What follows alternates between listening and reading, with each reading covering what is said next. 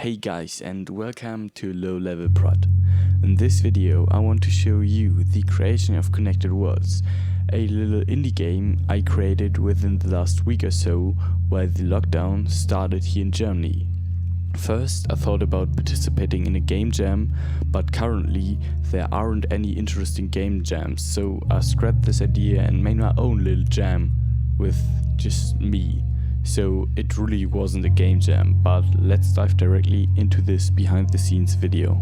I started my own little game jam by searching for a theme generator. I took the first Google entry and Connected Worlds was definitely the first theme I generated. Then I started the brainstorming.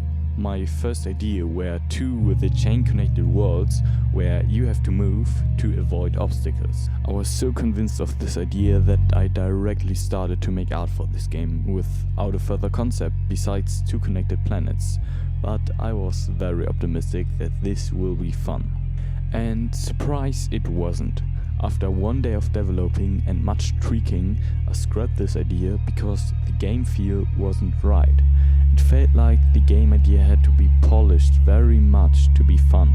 So with 2 days left on the clock and a little bit demoralized, I went back to brainstorming.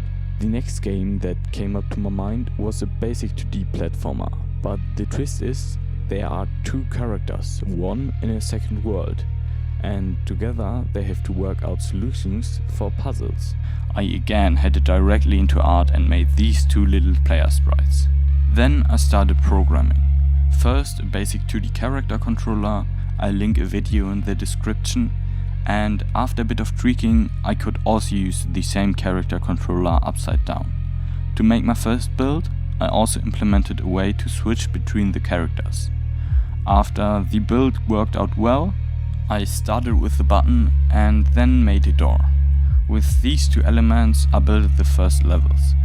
At this point it was very hard for me to come up with new interesting ideas, and it was almost 1 AM, so I turned off my computer and went to bed.